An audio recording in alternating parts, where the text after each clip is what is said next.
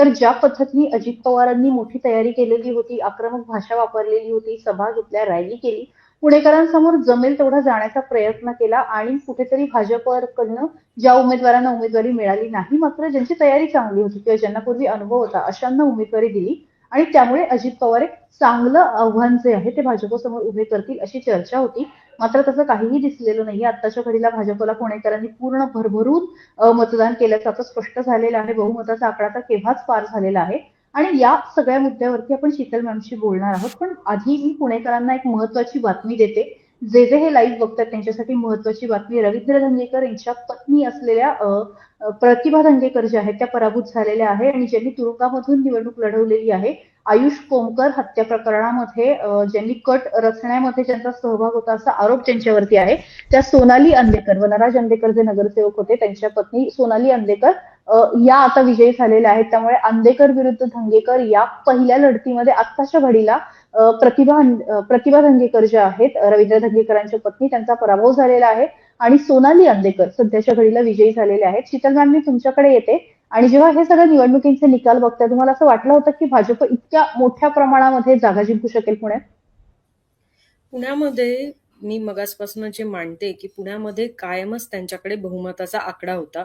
स्थानिक स्वराज्य संस्थांच्या निवडणुकांमध्ये ताकदीचे उमेदवार, ज्याला आपण इलेक्टिव्ह मेरिट असलेला उमेदवार असं म्हणतो, ती सगळ्यात जमेची बाजू असते आणि त्यामध्ये पुणे, इव्हन पिंपरी चिंचवडमध्ये ती भाजपची जमेची बाजू राहिली. आणि मला वाटतं की पुण्यामध्ये नरेटिव्हच्या पातळीवर एक आव्हान नक्कीच अजित पवारांनी उभं केलं होतं, पण तेही पुण्याच्या शहरी भागामध्ये फारसं पोहोचलेलं नव्हतं. त्यामुळे फार काही अनपेक्षित निकाल पुण्यात लागलाय असं आताचं चित्र नाही. काही एक दोन ठिकाणी थोडे धक्कादायक निकाल आहेत, पण त्यातल्याही काही गोष्टी मला वाटतं की नाराजी असेल किंवा काही ठिकाणी उमेदवाराबद्दलची अँटी इन्कम्बन्सी असेल, कास्ट इक्वेशन्स असतात काही घेटोज मधले, तर त्याचा परिणाम आपल्याला आताच्या निकालावर दिसतो. पण भाजपचे अक्षरशः पॅनलच्या पॅनल आलेत. म्हणजे मगाशी मी जोपर्यंत बघितलं तोपर्यंत 8 की 9 ठिकाणी असं झालं होतं की 4x9 म्हणजे इतक्या प्रमाणामध्ये भरभरून मतदान लोकांनी केलेलं आहे. तर हा कुठेतरी अंडरकरंट दिसत होता का आधी?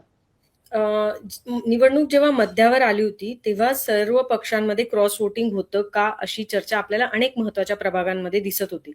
पण मला वाटतं की आता ज्या पद्धतीने उमेदवारांना मतं मिळालेली आपल्याला दिसत आहेत, याच्यामध्ये भारतीय जनता पक्षाने ज्या पद्धतीने प्रत्येक पॅनलला एन्श्युअर करायला सांगितलं, तिथल्या ताकदीच्या उमेदवाराला एन्श्युअर करायला सांगितलं की म्हणजे जिथे जिथे क्रॉस वोटिंगची शक्यता होती, विशेषतः अशा ठिकाणी की इथे कुठलाही वेगळ्या पद्धतीचं नियोजन न होता, फक्त आणि फक्त भाजपच्या 4 उमेदवारांना मतदान झालं पाहिजे. तर ही जी काही स्ट्रीमलाईन केलं गेलं होतं आणि त्यासाठीचं जे मायक्रो प्लॅनिंग होतं ते वर्क होताना दिसतंय आणि त्यामुळे भाजपच्या उमेदवारांना आपल्याला पुण्यामध्ये स्पष्ट बहुमताच्या दिशेने आता भाजप सरकताना दिसते. महाराष्ट्रातील सर्व बातम्यांचे विश्वासार्ह व्यासपीठ, सकाळच्या सर्व सोशल मीडिया प्लॅटफॉर्मला लाईक, फॉलो आणि सबस्क्राईब करा. तसंच सर्व नोटिफिकेशनसाठी बेल आयकॉन प्रेस करायला विसरू नका.